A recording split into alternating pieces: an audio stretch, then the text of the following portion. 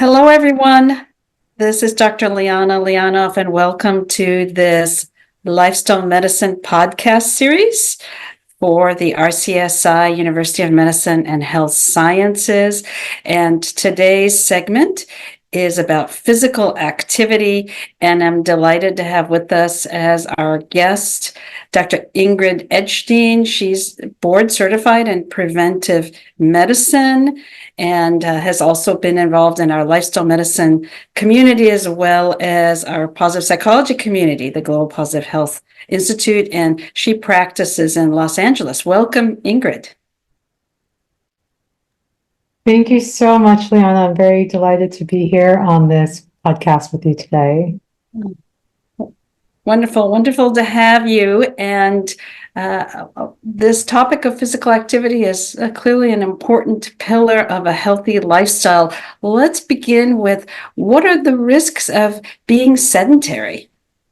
So I think even before that question, which I think is super important because it's the second dimension to physical activity, it's not just exercise, it's actually sedentary time, is how many people think how many hours that they're actually sitting. And most people, when queried on self-report, will say like 5 to 8 hours. But if you put on things like a Fitbit or an Apple Watch, or actually give them trackers, it's probably actually closer to 8 to even 11 and a half hours per day. So sedentary time being that time we're not being physically active. And that in and of itself is a risk factor for a lot of serious conditions in both the body and the mind. I think it's really important to emphasize that it's not just physical issues, but because I'm so into a lot of emotional, mental well-being as part of a full lifestyle medicine practice. So we can start off with the most important one of all-cause mortality. There's a very strong association of sedentary behavior with dying from any cause.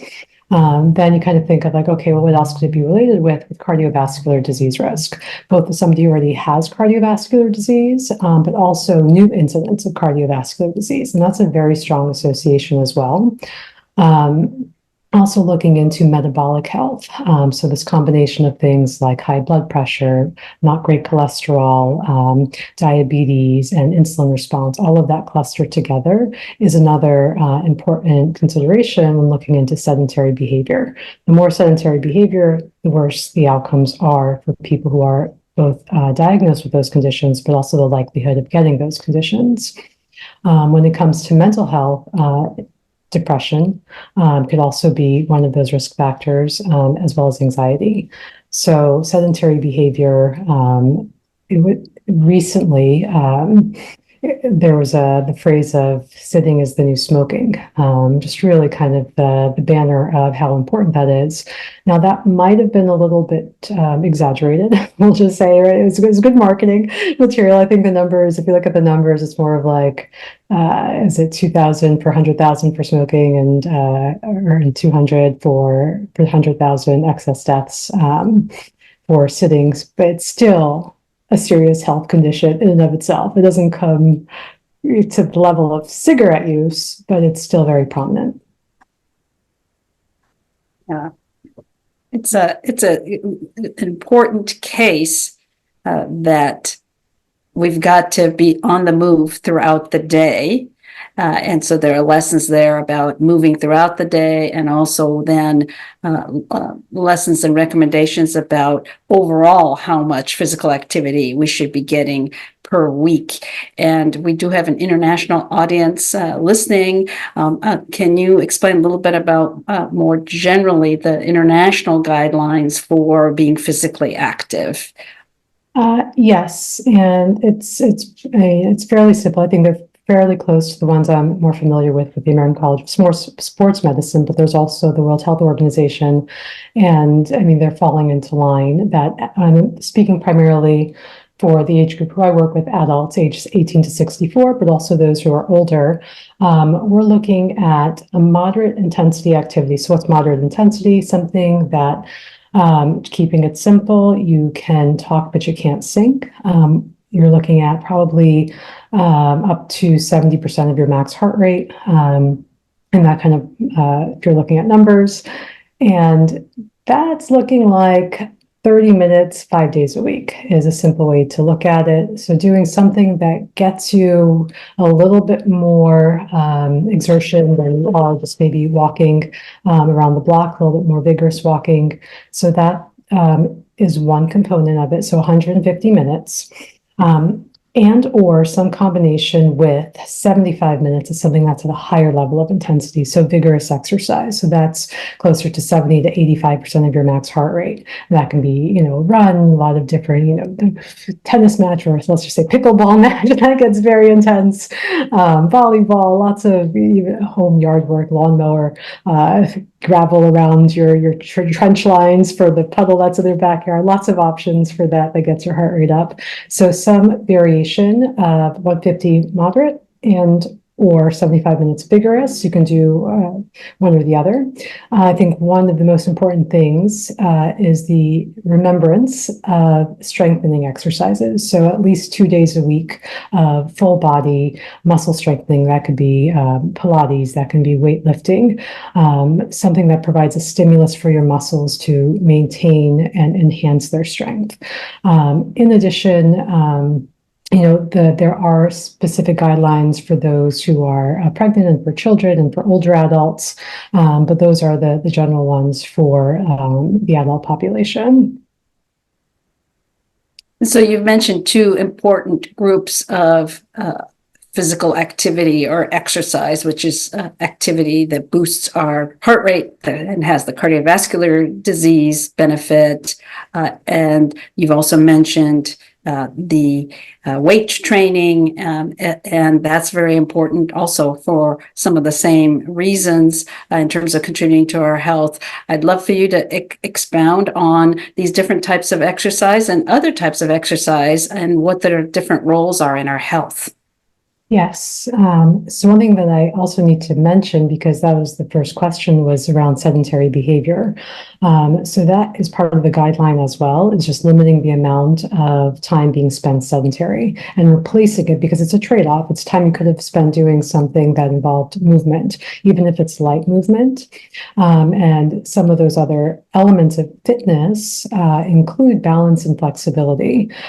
So I feel that for a lot of people, just bringing up the topic of physical activity or an exercise brings to mind ideas of having to go to the gym and doing something strenuous and really feeling like you need to have this huge catalyst to go there.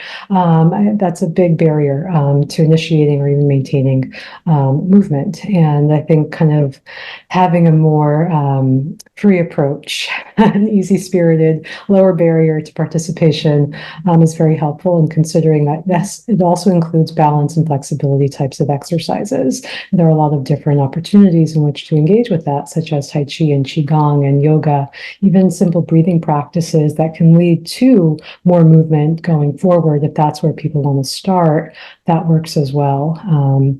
So there's the cardiovascular, which could be more moderate or vigorous intensity, and there are recommendations around that. Then there's the various forms of resistance training, which can be focused more on building muscle and or building strength. And then there are the complementary elements of overall fitness, which would incorporate training for enhancing balance, which is so important for the elderly population in preventing falls, as well as flexibility to have normal joint ranges of motion so that you're better able to perform the other activities. It's and it's so important to remember that wide range of activity, and particularly as we it's important at all ages, but particularly as we get older, and that's even more important. So thank you for that. And so we've laid out the case that all of this is important. Engaging all these different varieties of physical activity contributes to our health and well-being. How do we make sure to get enough of these activities? How do we build them into our daily lives so that it's easier to fulfill these important recommendations? I think some of the baggage that's been associated with all of this, I've been involved for quite some time in my personal practice. incorporated fitness training as an enormous component of preventing and reversing chronic disease. And kind of my own lessons learned and personally is that it really needs to be something engaging and joyful.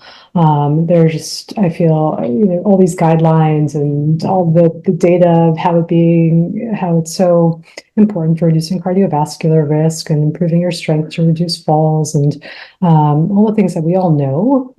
But at the end of the day, what's your experience like when you're actually in the midst of these physical activities? And that opens up the doorway to have the possibility of participating in a variety of different sports or recreational games. And I would also say the social element came out to the forefront as one of the most catchy ways to stick with it. People would come back because they enjoyed spending time with either their trainer or with their other participants in the room, creating that accountability, some competition. It made it more fun. They had a structure. There was a program. There are a lot of different elements to that overall experience, but even if it was tough, and of course, certain days it's tough and it's hard to do, but it brought people back in and got people started.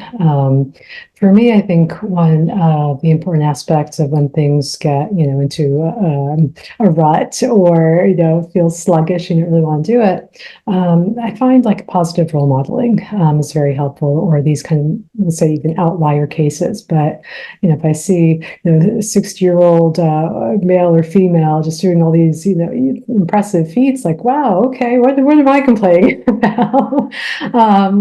There's possibility there, and being able to see that and to know that there's training, it's possible to reach it, provides motivation along with the confidence to proceed forward on the goal, so that it's less baggage and something you have to do for your health in order to feel better, to being something that's actually joyful and something you want to do and look forward to participating in, because it's just a great part of being alive and being able to move your body. Absolutely. The positive feelings is the secret sauce to really coming back over and over again to any of these healthy lifestyle activities. And as a positive psychology advocate, that's one of the really important takeaways from incorporating positive psychology elements into our healthy lifestyles, including physical activity, is let's see what we can do to make it engaging, to make it fun, and then it's no longer a have to, it's a want to, or just without thinking about it, we go back to it over and over again. Absolutely. Absolutely. Terrific. Well, so as we close this short podcast, what is the main takeaway message that you'd like our listeners to think about around physical activity and exercise? I think what I'd like to emphasize is really around that mind-body connection and the new literature that's coming around the benefits of physical activity for mental health. Particularly, we've known cardiovascular risk reduction occurs with physical activity. We know it can help prevent and has an impact on dementia and cognitive decline and enhances cognitive performance. We know that physical activity is helpful for acute anxiety. We know that resistance training can help with depression and anxiety as well. So I feel that it's often forgotten in the toolkit when it comes to psychological health. We think kind of referrals toward maybe more traditional therapy options. But my takeaway is for those who might be considering, solutions that they're looking for depression, anxiety, concerns about cognitive health, concentration, to look into possibilities for incorporating movement and a whole variety of options, whether it's cardiovascular or more resistance training. And particularly, there's so many different traditions that have mind-body practices specifically that help with enhancing mood. So my key message there is looking into the body-mind connection, looking into ways that we can move our bodies that feel good, that provide, some kind of energy for us, because it will have an impact on our mental energy. And it's actually quite significant for the strength of that impact. And so being able to engage in physical activities that involve others helps us mentally, emotionally, physically, and socially. So what better pillar than physical activity? Well, they're all important, but this is a very important one that you've been a strong proponent of, and I appreciate all your work in medical fitness and being an expert for our podcast today on physical activity. Thank you, Dr. Ingrid Edshteyn, and thank you to our listeners of this Lifestyle Medicine podcast. We hope to see you on another segment soon. In the meantime, take care, everybody. Bye-bye. Thank you.